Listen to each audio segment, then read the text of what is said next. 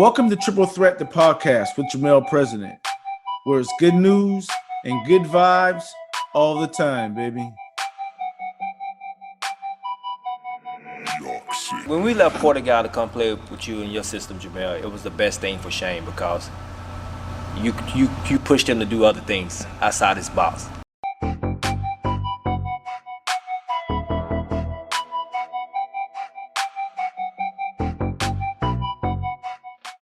You can follow us on Facebook and Instagram at Jermel President and on Twitter at President Jermel. Make sure to subscribe to this podcast as I'll be bringing you a new interview every month.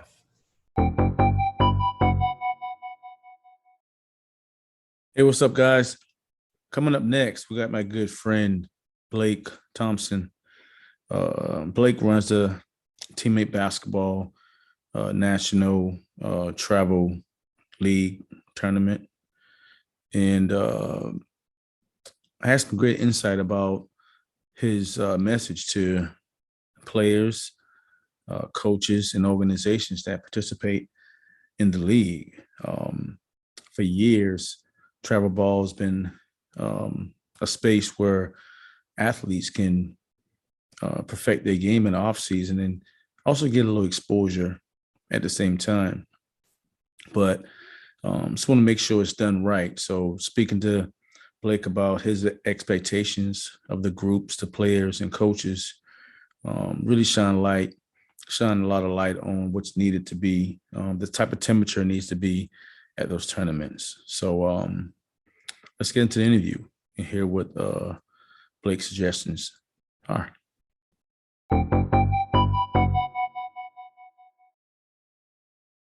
But hey, I know you got to go. I'm going to take up too much of your time. I know you're probably like, man, I did day TV. What else did he want? But you know, our model was talking about, you know, student athletes that turn into business. You know what I'm saying? And I always talk about, you know, your business, how it's a well-ran machine. You know, the professionalism, your hands-on with your clients and everything. So, you know, I just love to get, and you know, the game of basketball. So all those things included, I love to always get your take on things as we move forward, you know, getting this message out to people. It's always good to connect with you, for sure. For sure. All right. So first topic we're going to talk about is just the transition of the game, right? I spoke to Monty Lee, who's the head coach of Clemson baseball, which is nothing to do with basketball, but the same kind of concept makes sense. And he was talking about the resources that athletes have today. It's kind of, he didn't say it's hindering them, but it takes away from it gives more of the individual style of it, but takes away from the team concept, you know, when it comes to team performance and team cohesiveness. So I just want to get your take on that and see, you know, what's your take on that statement per se. Yeah, Coach Lee, he spent some time down at College of Charleston, right? Exactly. Oh my God. When I was in town, he's a great dude and a great leader of young men for sure. And I would agree with that a little bit. You know, we see a lot of individual training, like here where I live. I'm in Middle Tennessee, and I'll always be speaking from the travel basketball scene. You know, that's kind of my territory. So that's what I kind of see and can kind of digest and can speak on. But we got a lot of individual trainers that, you know, will kind of cherry pick different kids from different teams, and they'll kind of do their own thing, and they've got their own models and their own track of development, and maybe it does help the cohesiveness on the team, and like Coach Lee says, maybe it doesn't. You know, maybe those two voices that you're hearing from a training perspective and from a coaching perspective, they can't always be aligned, you know, unless the two parties are working together. So, you know, that can be a little bit difficult. And I think it's hard for parents to make decisions. You know, they obviously you want to maximize the potential of a player or of your child.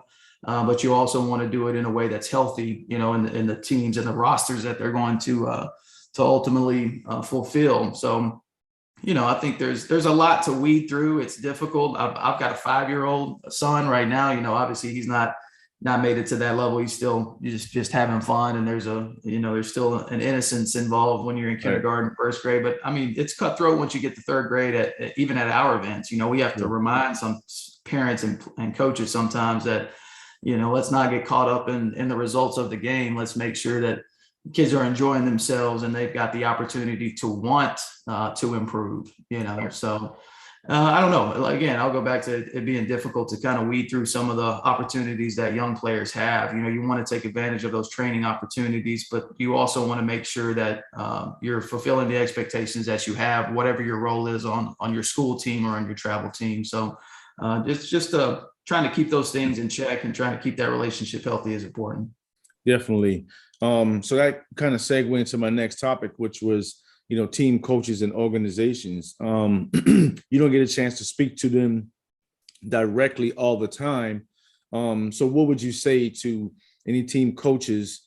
We'll get to organization next, but any team coaches, what do you want to not directly say, but what you want to say as far as concept of what you think an effective environment would be for coaches that participate in your tournaments? Yeah, in my events specifically, man, positivity. There's not enough of it. I get coaches who call me. Maybe a tournament schedule will come out, and I can just tell by the way the conversation starts that this particular team or this particular coach is concerned about where they may end up in a bracket scenario on Sunday, or who their pool play matchup is against on Saturday, things like that. I mean, if you give me a call and say, hey, Blake, we've played this team the last 6 weekends. Can we please get another matchup?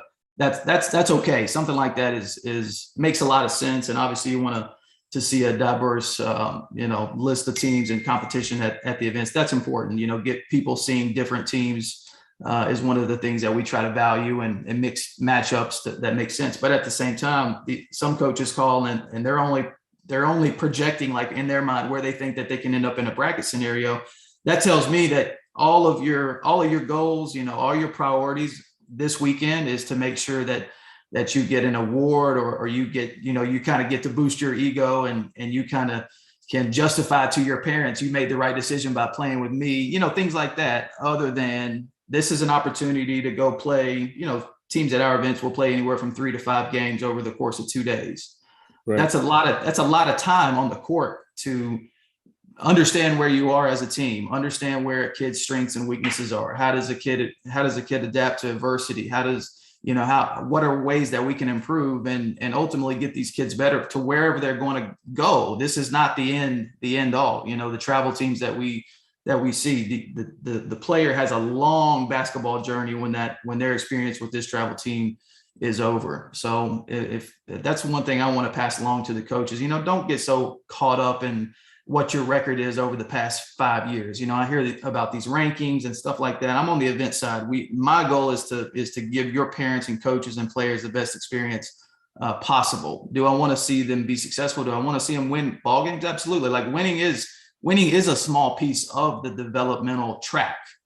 But it's not the end goal, to win these travel basketball games. Let that transpire in high school state championships and on into college, where winning is truly impactful and makes a difference. Right now, it's about getting your 8, 9, 10, 11 kids to maximize their true potential, and parents should be able to recognize that too. Like if all your practices and all your conversations with your coaches are strictly about winning and matchups, and we got to play here because this team is here, and we can't play here because this team is here, then there may be, and it doesn't make a coach a bad person. It doesn't mean that they have mean intentions or bad intentions with the kids. It just means that there may need to be a little bit of a change in priority and their ultimate goals with the kids on the team. I see that a lot. There's a lot of emphasis placed on winning, and that's okay. People are competitive. I'm competitive. Obviously you want to win every game that you compete in. You just can't get caught up in that and let that be the end all. Yeah, and that's a great point. And I know from, like I said, from the event side, it's very important that you present that atmosphere for them to compete and grow and develop. But like you said, and I always was talking about that from a coaches and an organization standpoint, that yes, if you're talking about winning all the time, it's overlooked how important development of the kids from playing these games. And right. I think And I think you're trying to win the race without running it, Right. And I think I always talk about from a coach's standpoint and then an organization standpoint, what's crucial, because if you're winning, yes, you're winning because you want to get noticed as a coach, as an organization. I get it. And then this player can get noticed by colleges. But here's the point that they're missing out. That's their passion is welcome, but the kids aren't ready to be recruited. As a freshman in high school, if you're playing travel ball, organizations, coaches need to have their kids already registered with the NCAA. Let's get that out the way. Let's make sure I understand, because if your job priority is winning and be a great coach, then you're doing the kids a disservice, right? That's right. So I just think, and like you said, from an event side, that's what you want to do. And I think from a activist side, or trying to get the message out, I wanted to bring that question up so people can understand, like, yes, it's important to win, but make sure the kids are prepared and set up in a way that they can benefit from your winning. That's right. That's right. And we see a lot of teams who are very successful, like in terms of winning and losing. They're very successful, maybe in their communities, and they play in smaller events, and you set this expectation up for your parents, like, man, we got a really good team. My kid is really good. A really, solid starting point guard on this travel team. We're 20-1 over the past 3 weekends. We haven't even left the county. And then, you take them on the road and you take them to a big time event where there's 30 teams in your division, and you go 0-3 for the weekend. And it's like, the parents are looking at the coaches, right. the coaches are looking at the officials. Right. It's like, right. That's kind of a dangerous precedent to set. And instead of going to a bigger event, taking your lumps a little bit and appreciating that as much as you did the success, on the front end. So we see a lot of crazy things in the tournament world. Some experienced people, like yourself, we've hosted your teams in the past. Like, you understand, you played the game at a high level, you went through every level, so you can kind of recognize what's going on. But unfortunately, and it's not unfortunate, these guys who are pouring their time into a volunteer capacity to help kids at the end of the day, they should be applauded for that. Sure. But that doesn't automatically mean that they have the knowledge or the foundation to understand how to navigate that and how to appreciate wins and losses and the different things that can transpire. And honestly, sometimes that's where you run into bad situations at tournaments. We've seen, fights break out and confrontations between officials and coaches. And a lot of times it's just due to a lack of information. Exactly. I'm right and you're wrong. And, tempers flare. These things can be competitive. We try to get out in front of that type of thing early, but it does happen. And again, a lot of times it's just due to a fact of not recognizing and understanding, what it is that you're even a part of. So. Right.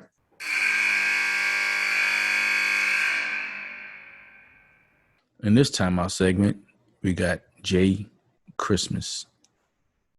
No matter what it was, I was trying to let him know he was doing a good job. And then once he got comfortable and I saw him grow, I was monitoring what I was doing.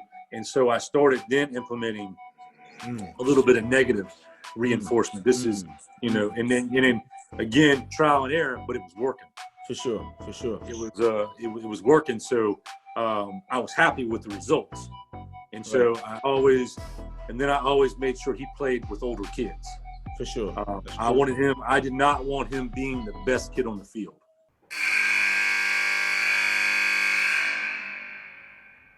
Now let's get back to the interview.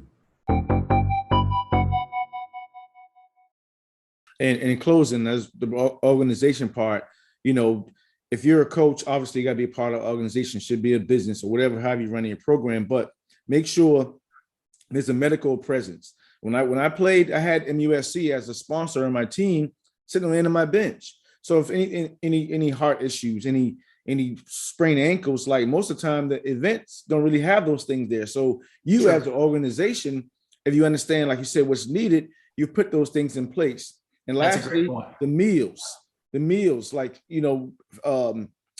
McDonald's and sodas and Skittles, like, that's the staple of a kid's meal when they're in tournaments. That needs to change as well. Concession stand dining, man. That's it. So those are the things as an activist, we try to bring awareness to. So people that listen to this podcast, listen to the information, make sure you implement those things into your repertoire so your kids and parents can be much more informed. That's a great point. Absolutely.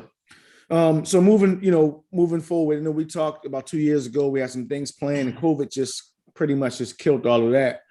And I think that was a pivotal turn for a lot of businesses, a lot of organizations to be creative and make things happen.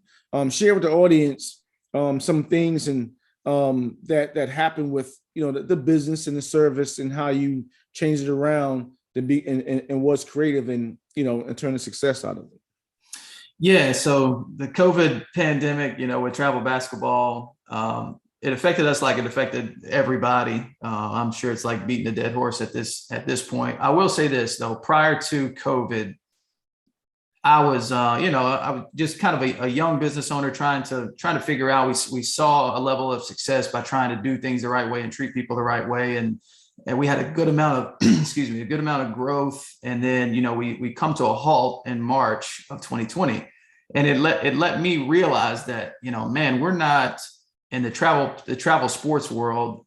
It almost, there was a point where it seemed like this is kind of this business has a lot of proofs, like this is recession proof. This is, this and that. Like this is a business that can really sustain because sports is a big component, especially to young people, and not even young people. Your professional leagues and college football. You see sports is a pivotal part of people's everyday lives. People are passionate about it, and that still goes true at the grassroots level, which is where we exist. Right. But the way that COVID shut us down and the fact that we just couldn't do anything and just trying to figure all of that out, that showed me like this is, anything could happen at any time, and it helped us as a company. It helped us just budget wise. It helps us with our projections. It helps us operate a little bit more carefully, financially. And I think that's probably true for a lot of people, regardless of your industry, especially if you're self-employed or let's say you've got a small LLC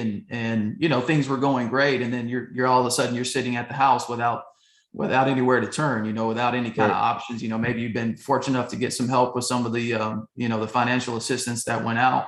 But that really opened our eyes and helped us have more of a sustainable model now on the business side of things. It's like, let's not operate as if anything can happen. Even now that we're, essentially through the COVID pandemic, it's like, we could get a call at any time or something could break through at any time, whether it be, virus related or just, relationships along the world. In the world, are in some places they're struggling a little bit. The United States is not immune to that. We're not immune to feeling effects from decisions that are made from leadership across the world. So, it takes us out of that micro view and allows us to try to truly understand the effects that different things can have on the business that we run. Essentially, I mean, we're in the travel basketball space. Sure. In my mind, we're always going to be able to do tournaments. Mom and dad's always going to bring kids to come and play. Teams are always going to exist, and we hope that that's true. But in the world that we live in, we've got to be equipped to be prepared and ready to make an adjustment. That goes for us and for really any business. Right. And I want to make a point. Yeah, it is beating a dead horse, but the point I'm trying to make, what you did make, is important. The of improvising, right? You get a lot of athletes that listen to this podcast might think about starting a business. COVID hit them.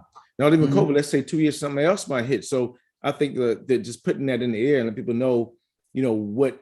Because they look up to this business. They know about playing basketball, but they don't really probably know the situation that you went through personally to keep the business sustained. So I like to bring those things to the table. Absolutely, it's important.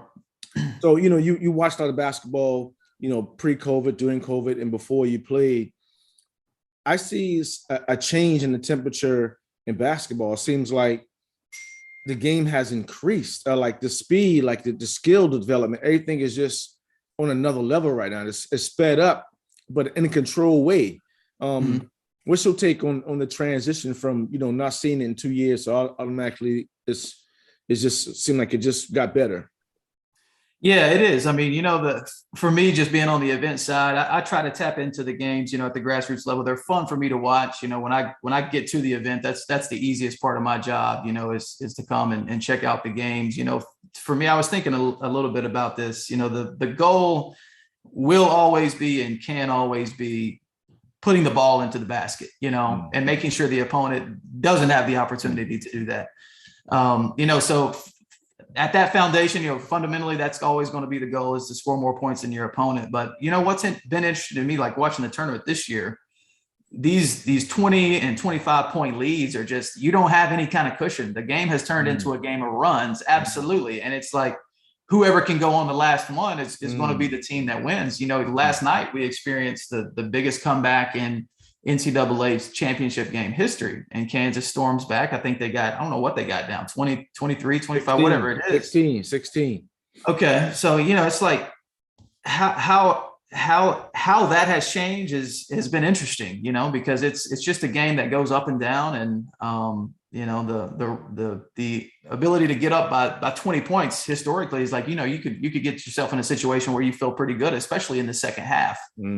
But now it's a fast game, and guys are scoring from different parts of the floor, and you've got big bodies who are versatile in the way that they can score it. You got guys that are coming down. I think about the Manic kid from Carolina. He's coming down the court at 7 feet, hitting a trail three. That's something that you got to account for defensively. So it's been interesting to see, and to see that transition into the game that we see today.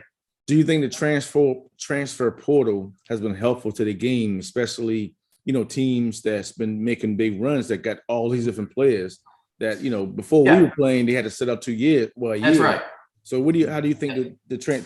All you got to do is take a look at some of the rosters of successful teams this year. I follow SEC basketball pretty closely, and you've got some star freshmen that existed in the league, Jabari Smith at Auburn, and Ty Washington at Kentucky, Kennedy Chandler at Tennessee. But if you look at those kids that are around them, they all came from somewhere else. I mean, Shibwe is the national player of the year. People assume that he was at Kentucky the whole time. It's a kid that came from West Virginia. So the transfer portal, it allows you to address needs on your team immediately. It doesn't, this rebuilding that teams have to go through sometimes can be changed immediately over the course of a summer, depending on who you can kind of pick from the transfer portal. Not every kid is a fit for every school. There's still got to be some kind of vetting and some kind of, realization that, okay, this kid is a good fit for us, this kid is not. But I tell you, it really benefits the big time programs. You got to tie in the NIL situation now. That even the NIL makes the decision for a kid that's a fringe NBA kid.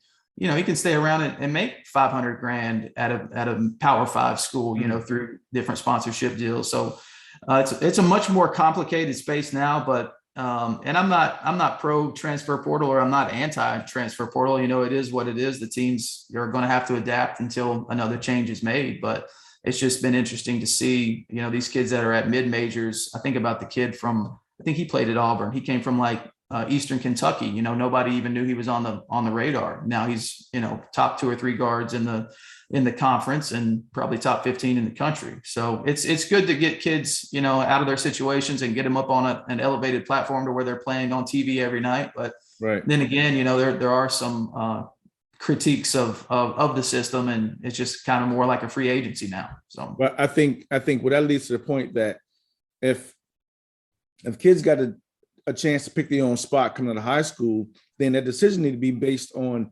the coach and the system that's being run. Yeah. Right. Because some players pick teams or colleges based on their notoriety or the chance of going to the league. But you're not going to leave. You're not playing, and you haven't implemented yourself into that system to be effective. So that's what needs to be looking at.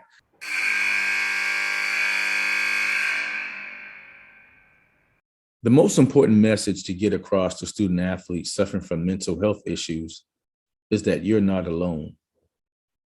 Many student athletes deal with depression, anxiety, eating disorders, and other mental health struggles. If this is the case, speak to someone like a counselor, a parent, a trusted adult, or your fellow teammate. Adults who are supporting a student athlete should be aware of the signs. A student athlete who is experiencing mental health difficulties might have constant fatigue, loss of appetite, mood swings, apathy, or even declining grades and or social isolation. A student athlete's mental health can be severely affected by an injury. An athlete's entire life becomes about their sport. And when they lose the ability to play, it can take a huge toll mentally. As we continue to reduce the stigma around mental health, hopefully more middle and high school level student athletes will feel confident discussing their health, whether it be mental or physical. The Triple Threat podcast will be adding a psychology aspect in season 2. We will be doing our part to help destigmatize mental health when it comes to student athletes. So subscribe on your favorite podcast listening platform so you never miss an episode.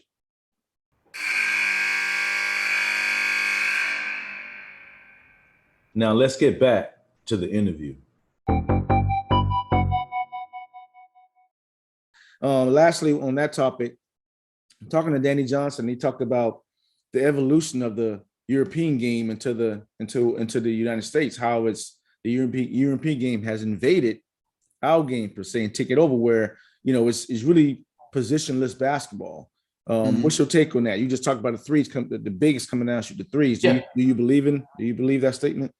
I do believe that statement. I do. I mean, we're gone are the days of having, your true 1s and 2s and 3s and 4s and 5s. You got 5s that can do the one thing and vice versa. So, and I think that's a good thing for the game. I mean, again, there's a lot more level of complexity to the basketball game now, accounting for guys that have different strengths and weaknesses. But I mean, you got your true 1s and, guys that are kind of quarterbacks and floor generals. There's a spot for those guys on every single team. And then you look at the big kid from Carolina that got hurt last night. Is it Baycott? He's not, I wouldn't call him exactly versatile. He's not going to spread the floor like some guys, but he's a force back to the basket, and you get him in good position. He's going to score it every single time. So those spots can exist, the 1s and the 5s, but at the same time, you see this transitional player that, can get the defensive board and go 94 feet. I mean, we've seen it over the years with LeBron, honestly, and KD. I think those guys have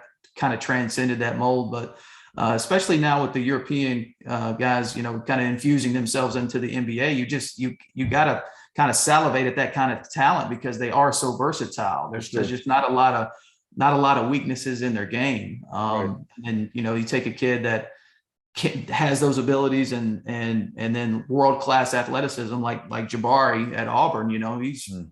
There's just not a lot that he can't do it at 6'10". He can defend well. His mid-range is great. He can shoot the three, plays above the rim, obviously. So, but it's good for the game. I think it's got us to a point where guys can come from all over the world and come into the NBA and have some success. You don't have to fit a certain mold to be in the NBA anymore. You can kind of take your game upon yourself and be the best that you can be. And I think it's, give credit to the European system that they developed their kids early, which allowed that transition to come through. So we're going to change hats right quick. You say your son is 5. So now, being that you played the game, you got an event, you watch basketball all the time, you know about different services and different programs. Mm-hmm. What's your take on bringing your kid up through the sport and development? From a parent standpoint, frame that for me. For me, I've taken an approach, and hopefully I can live by it. I've got a daughter too that's 10 months old. So I want them to Congratulations! I didn't know that. Thank you, man. Yeah, two of them now. So I want them to take the lead. I see a lot of dads and coaches who are just trying to force a square peg into a circle hole. As the saying goes, we can't do it for them. They've got to have some incentive. They've got to have some inspiration that lives within themselves to want to be able to do it. Otherwise, and they may have fun the entire time and enjoy getting better, but I'm not going to force myself upon my son playing basketball or any sport. He plays 3 sports right now. He plays t-ball, he plays soccer, and he plays basketball. I don't know which one he likes more than the other. And if he says he's done with one, then we'll stick it to the side, after the season. But I just want to take him to take the lead on that. And if he's serious, then we'll start looking into the resources that we would have access to try to improve and always keep the element of attractiveness to the game, fun for the game. We always want to keep that in the forefold. I see some of these kids who hang their heads after tournaments because maybe they played a bad game and they know they got to ride 3 hours back home with coach or with dad or with mom, and it's not an enjoyable experience with them. And you have, as a parent, I can't speak for anybody else, like the relationship that I have with my son, I want it to be like this right here. For our entire lives, as long as we're both in the world together. So I wouldn't want something like the game of basketball or a sport to kind of drive a wedge between that relationship. If I can keep that healthy and get him to where he wants to be as a player, then I'm going to try to do it in the way that doesn't tarnish or add any kind of volatility to the relationship that I have with him as a person. At the end of the day, I want him to be a great person. And if he's decent at baseball or soccer or basketball, then that's a big plus for us because we're sports people. But we're going to keep that a few notches down on the priority list. For sure. That's a good point. So, you being in business and you was a player, saw the clips, looked like you was a scorer. Compare your athletic game to your business approach. Dwayne Wade was a hard nose, just go hard. He got injured, but Paul George is kind of, the passive side. It both scores different games. Yeah. Mm-hmm. What's your take on your approach with your athletic game compared to your business? There's some similarities between my game for sure. I mean, we've met in person plenty of times. I'm 5'10" on a good day. I always had to, kind of play bigger than I was. And that came over with the business side too. I was always not going to be the first person picked and always kind of going to be looked at as a kid that wasn't going to make it, especially at the Division I level. But we figured out ways to make that happen, and that's transcended over to the business side too. I started teammate basketball from scratch, so I had to just like on the playground, I had to kind of infuse the brand into the travel basketball circle where much larger players existed. Even all the way down to facility rentals. I can remember year 1 and year 2 reaching out to big facilities with multi-court venues and being like, hey, this is Blake Thompson, I'm with teammate basketball, interested in renting your space. And it's like, I can tell their goal is to get off of the phone because they have no idea who I am. Right. I got Adidas coming in, I got AAU coming in for a state championship. Like, we don't really have time to take a risk on you, not knowing who you are or what you're even about. So to grow those relationships now to where we've got a network of facilities that we work with across the country, there were some similarities there, just going from a little, the small company, the small kid on the block to being a decent player in the space. So that's exactly what I had to do in high school, just kind of let your game speak for yourself. And I played at Cameron Indoor, my first college game at Georgia Southern. I heard it from the Cameron Crazies on my size, but you got to tune all of that out. If you're a competitor, you kind of like it, so. For sure. That's a great point. Mental health, back in the Acts, my guests, we're talking about mental health. Now athletes starting to come out and talking about it. But back in the days we grew up, you just stick your head down, just deal with it, get through it. Now it's a change. Now it's a topic being talked about. What's your take on the new topic about mental health in athletes?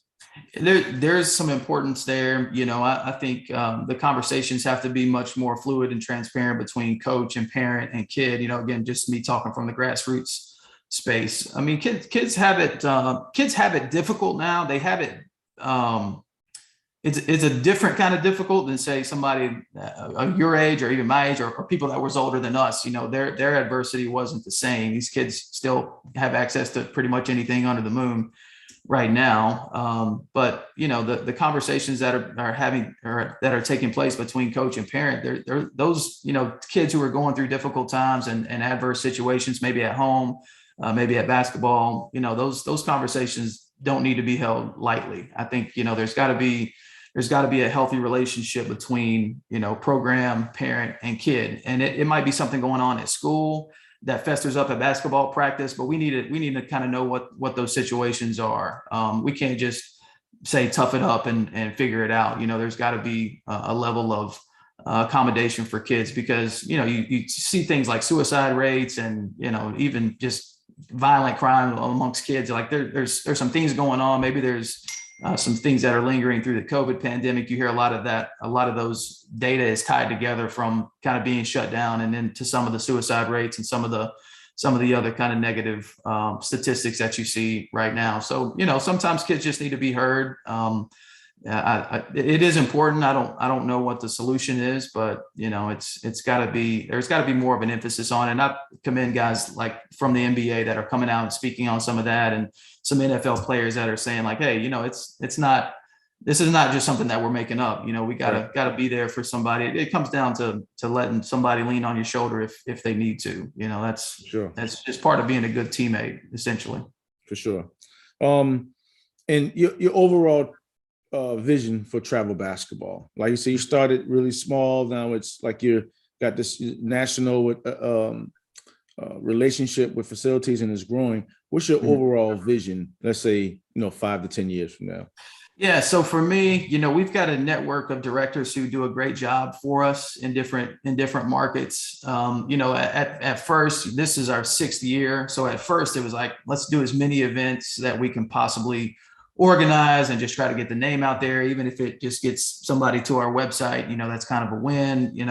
Now we're to a situation where we can kind of scale that back. I think the travel basketball scene can be a little bit watered down a little bit, especially now that we're through COVID. Like during COVID, there was only a couple bigger tournament organizations, us included, that were able to do something, because you could only do things in these sports facilities. High schools weren't renting themselves out. Rec centers wasn't really renting themselves out. So it weeded out a lot of the smaller guys that were just doing 2-court events, 1-day tournaments. A lot of that went out. So our tournaments actually increased in stature, just because there was such a bottleneck of demand into a select few organizations that were hosting events. And now we kind of see that some of our numbers on our bigger events they're down a little bit, just because now, in Raleigh or Charlotte, you may have like 20 tournaments going on in one weekend. Right. It just spreads the demand out, which is fine. People got to kind of get in where they fit in terms of what events that they're participating in. But what I would like to see from teammate basketball, not necessarily the grand scope of travel basketball, but for us,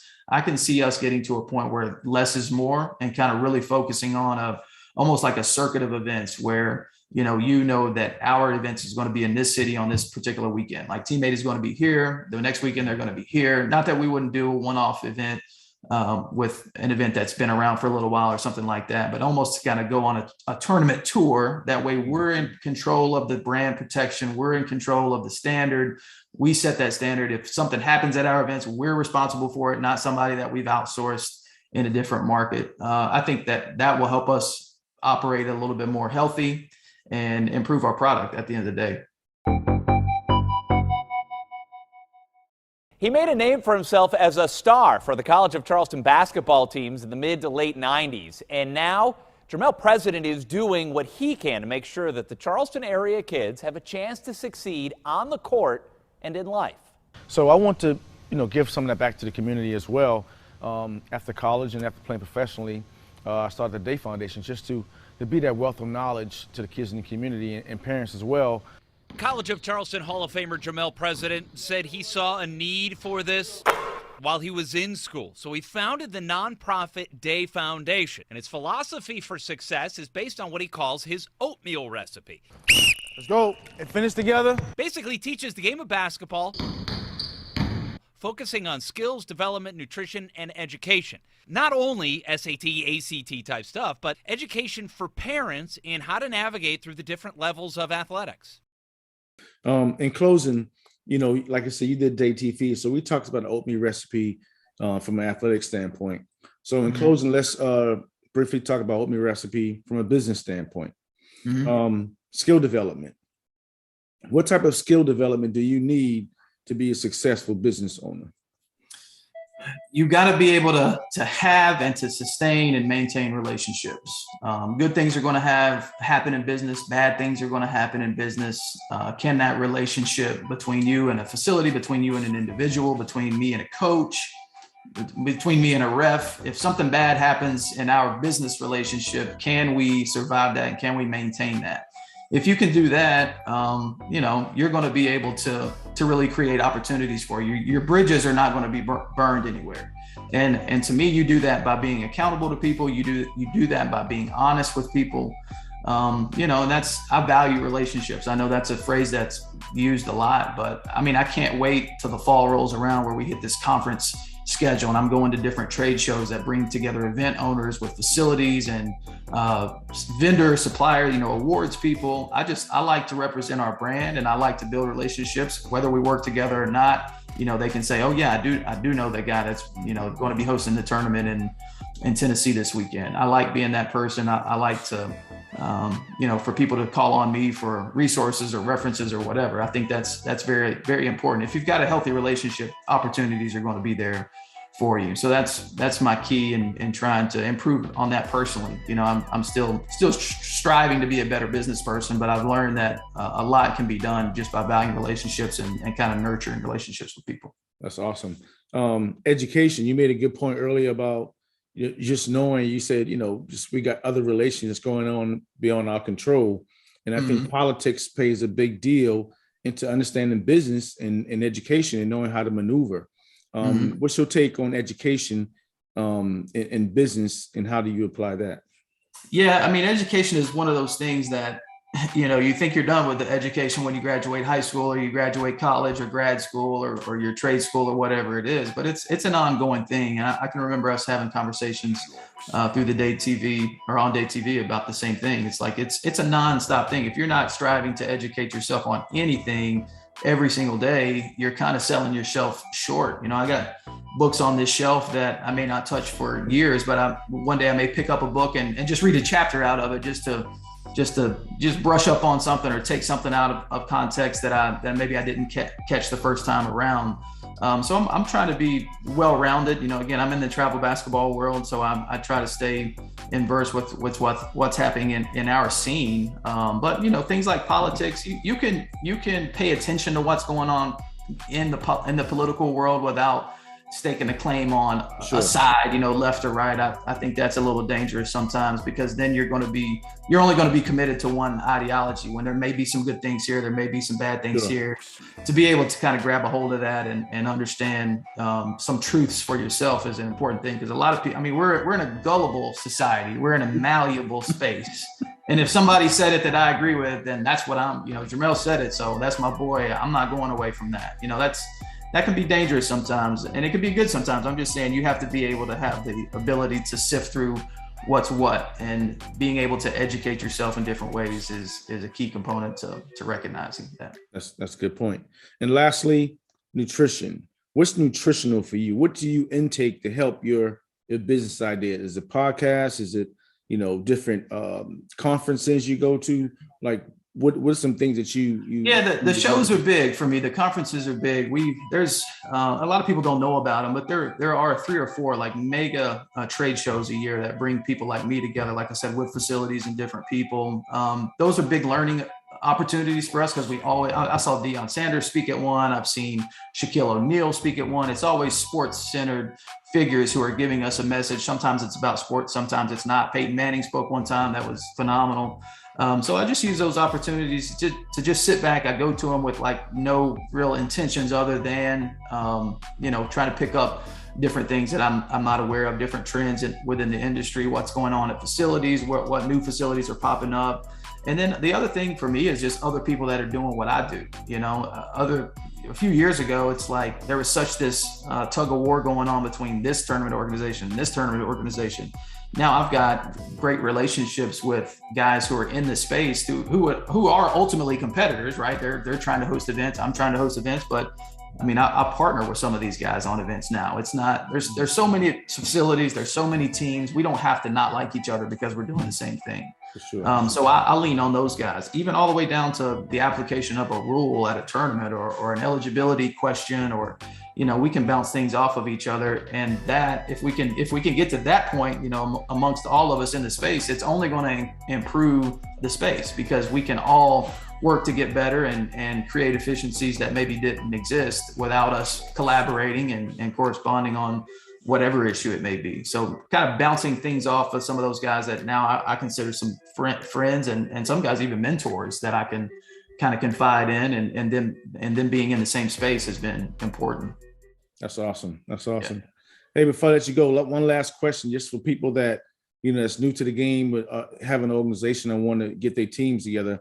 So I know back in the days, we used to bring binders to the game with all our information. So now things have changed. So kind of can you update people that's new to the game on registration, their teams, our players? Yeah. Before I let you go. We try to make it easy on teams. A lot of teams are still doing that. That's a system that's worked for them. It's kind of old school with the team binder and that sort of thing. But we appreciate it, because however you bring your information to us is just want to add to the integrity of the event. So we're doing things like that. But we have partnered with other, partners on the technology side. National Sports ID is came a long way. You can upload your proof of age and grade for a player right onto the website, submit a headshot, and then bring that along to the event with you. It's just another layer of protection. I think we have to keep the event integrity up front and try to just put that peace of mind and that confidence with teams to know that they're going to come and compete against players that are their own age. It doesn't happen a lot, but we have seen situations where we've had to ask teams to leave just because, they're bringing in older players. That's something that's happened since AAU has existed. Sure. But there have been ways that's been improved. Our website, it's teammatebasketball.com. You can click on tournaments and see the lineup of events. We're everywhere from Louisiana to Pennsylvania this year. We end the year with our national championship in Virginia Beach. That's June the 22nd through the 26th. It's an 18-court facility that's about 7 blocks from the ocean. So it's a great experience. It lets families come and have a vacation opportunity while competing in a competitive event. So we like the fact that you can kind of kill 2 birds with 1 stone there. And we bust our butt on that one to try to make it, a Super Bowl type feel and something that's memorable, win or lose. For sure.